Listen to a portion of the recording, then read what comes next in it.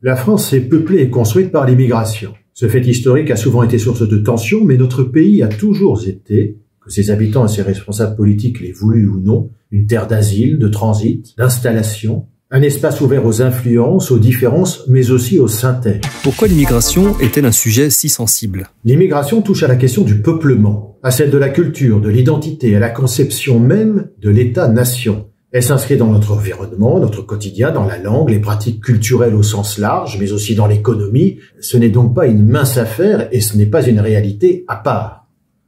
N'est-ce pas aussi un problème? Des menaces existent, c'est vrai, et il est indispensable de rendre possible et effective l'expulsion d'individus dangereux. Mais nous devons refuser, par-delà cette nécessité, que la peur et les fantasmes régissent nos décisions, et que cela conduise à valider des raccourcis absurdes tels que immigration égale insécurité, immigration égale invasion, ou encore immigration égale danger. L'immigration zéro est un leurre.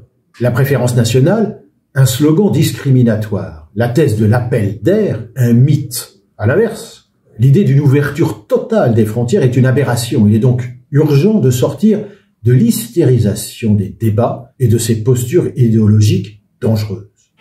Un vrai débat est-il possible? À la LICRA, nous le croyons et nous le souhaitons.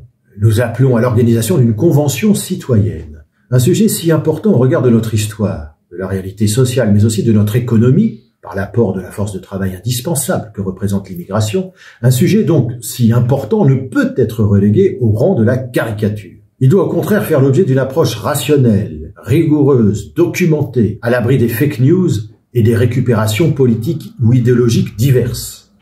Que demandez-vous?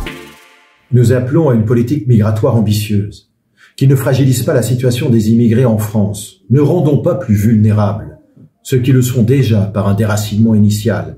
Cela ne fait qu'aggraver leur situation.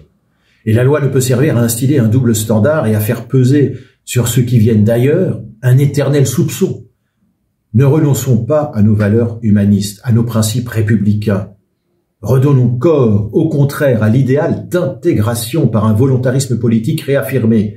La langue, l'éducation, la culture, le travail en sont les principaux vecteurs, ce qui a permis par le passé à tant d'étrangers de faire la France.